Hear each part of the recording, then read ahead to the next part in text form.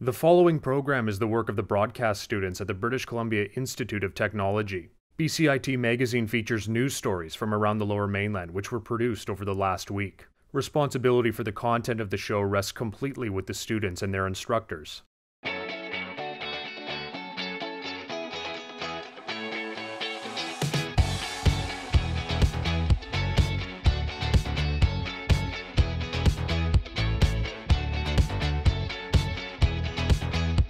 Coming up on BCIT Magazine, sheltering from the cold. Touring the trees. And celebrating local art.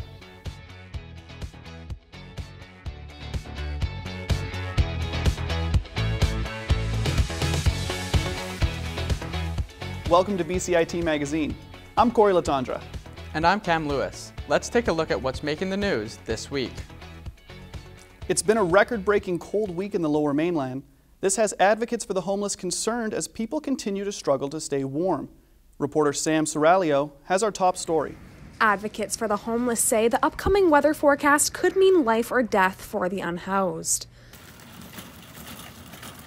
As February's snow leaves us, cold and rainy weather is here to stay, forcing those living outside to search for warmth. People are outside being sometimes beaten and battered by the elements. Hunka says the main problem is the small number of emergency beds for the homeless. Generally, we don't have enough of them right across Metro Vancouver. We're short on spaces, especially out into the Fraser Valley, where people just have very few options to choose from on how to keep warm. With fewer beds allowed under COVID-19 protocols, organizations now stress the importance of clothing and food for those left out on the street and online cash donations that give shelters flexibility. Monetary donations allow us to quickly, ensure our services stay open and also to purchase things that are needed in the moment. So that's helpful. Shelter organizations say it's not just donations that help, so does pressure on governments. Our elected leaders need to hear that this is a priority and a bigger priority. And so people can always reach out to them and just say, hey, we need to do better on this. February's snow may be all but gone, but rain and cold is in the forecast, and more than 3,600 estimated homeless in the Lower Mainland will still be out there. Sam Serralio in Langley for BCIT Magazine. The federal government is imposing stricter gun laws and introducing a buyback program. Owners of assault-style firearms have the option of keeping the weapon under strict laws. Concerned friends and family can apply to court for immediate removal of someone's firearms if there's a history of violence. The Trans Mountain Pipeline project has resumed construction in the Burnaby Mountain area. Our reporter Chantel Tanaka tells us how some residents are rallying to save trees from the axe.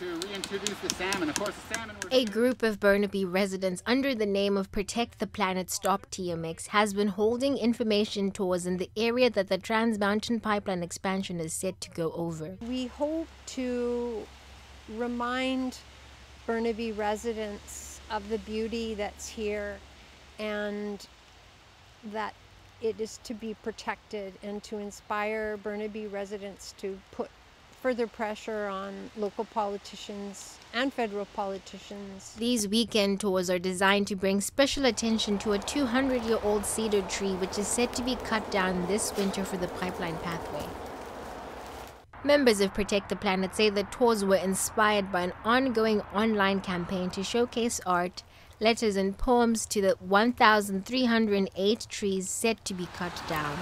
Like the environmental activist group, an expert in marine biology and ecotoxicology says he's concerned about the disturbance construction will have on Stony Creek. That will have huge implications, right? Not just for the salmon, but for the aquatic birds and for other organisms like mammals that depend strongly on what the creek can provide for food, to provide water, shelter.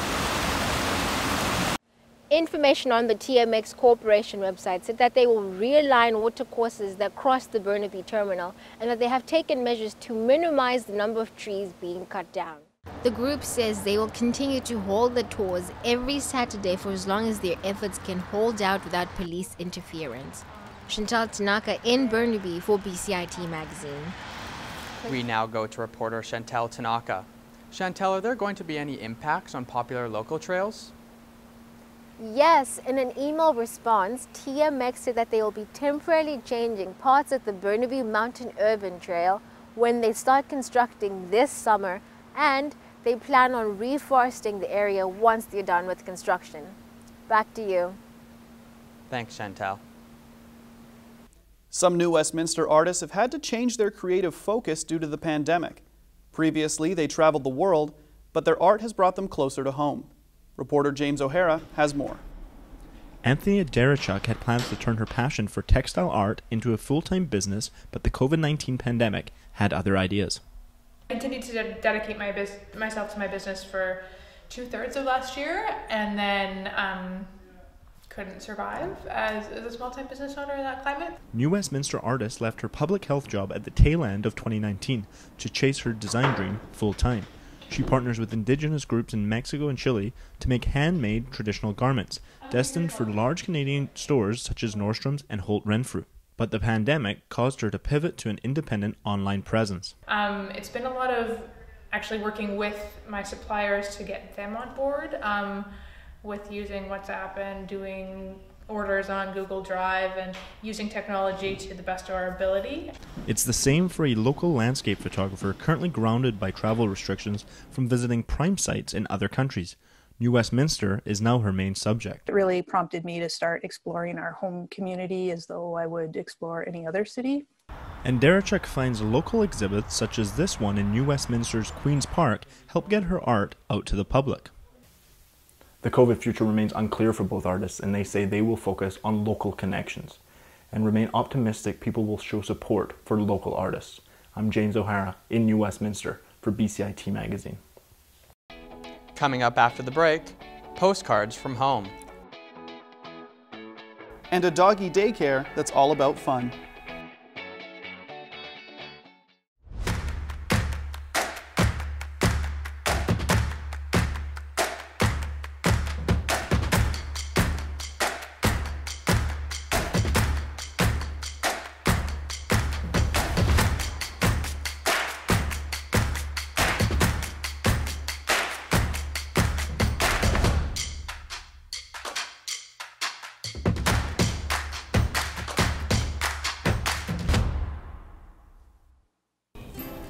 Oh, now that the weekend is over, I have nothing to do. Oh, come on, cheer up. There's plenty of stuff to do. Your community calendar has got you covered. Ah, that smells so good. Oh, didn't see you there. If your kids crave pizza as much as I do, then make sure to check out this Saturday's Kids Cook class at Posh Pantry, where they learn how to make pizza. You know what they say, give a kid a pizza and they'll eat for a day. Teach them how to cook it and you'll have free pizza for life. Oh, that's a pretty lantern. Thanks, but you should check out the Lantern City at Jackpool Plaza. The giant lanterns are made by BC artist Susan Point and her family. Oh, nice. And why are they there? They're a free art installation to brighten up the night. Now those are some pretty lanterns. Sure, Valentine's Day may be over, but there's still room for love. Make sure to show your furry friends how much you care about them on Love Your Pet Day. Isn't that right, Princess? Oh, I love you so much. You're the bestest pet in the world. I'm Maria Diamond. And I'm Santiago Silva, and this was your community calendar for this week. Now get out there and enjoy it. Welcome back to BCIT Magazine. Variety Children's Charity is hosting its 55th annual telethon this weekend. Reporter Rachel Adams spoke to Variety's CEO about the event and why it's even more important this year. Hi, Callie. Thanks for joining me. Oh, thank you for having me. I'm excited to be here. Why is it particularly important to be raising funds right now? You know, more and more people are economically impacted by the pandemic because of, obviously losing their jobs and stuff. So it's really important this year that we make sure we raise enough money that we're there. We can always say yes to any child that needs help. Where will the funds raised during the telethon be going? So we do anything from a wheelchair for a child who needs a wheelchair, or speech therapy for kids who need extra help. The stories are transformational. What are some of your fundraising goals for the weekend? really, we're just hoping to raise enough money that we will not have to say no to any family that comes to us for help for their child. What are some highlights for the weekend that you are looking forward to? There's going to be some cool stuff happening at the telethon. We have Loverboy and David Foster, which is super cool. And then a surprise guest appearance from someone else. And, I think really right now, the other important thing for the telethon is, it kind of gives us a glimpse into the lives of families. And I think everyone on some level is struggling, obviously some people more than others, but to just be able to see the love of a parent and just how that overcomes so many obstacles. Where can people find the telethon and how can they give their support? On Saturday, following the new news, we'll kick off the telethon and tune in because it's going to be great on Global BC. If you're not able to tune in, go to our website, variety.bc.ca to make a donation or call 310-KIDS.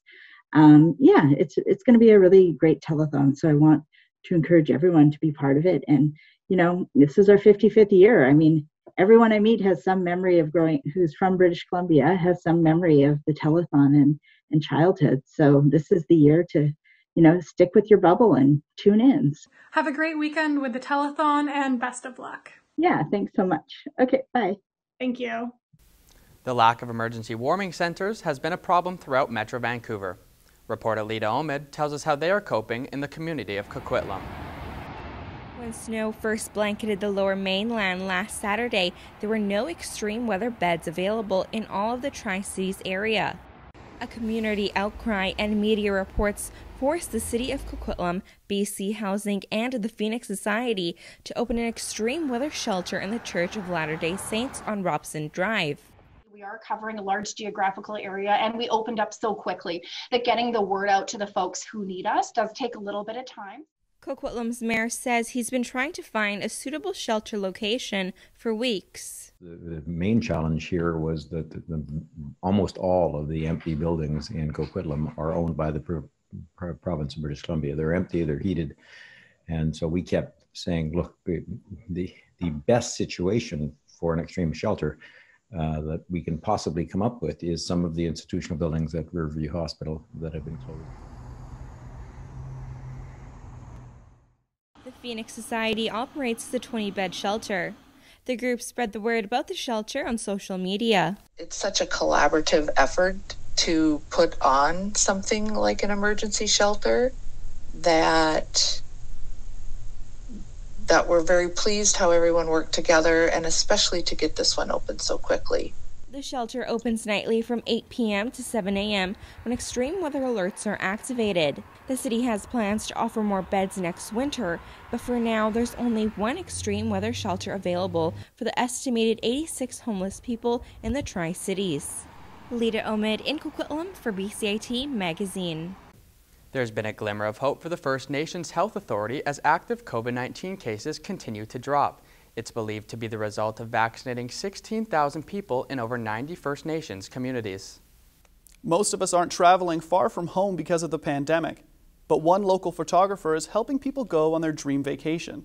My co-anchor Cam Lewis takes us on a trip. This may not be the ideal vacation spot you had in mind for this winter. Instead of a beach under a blistering Mexican sun, you can get the cold breeze off the Fraser River in Richmond. But with the help of some photo magic through a local community grant, people can now travel to their dream destination. Right.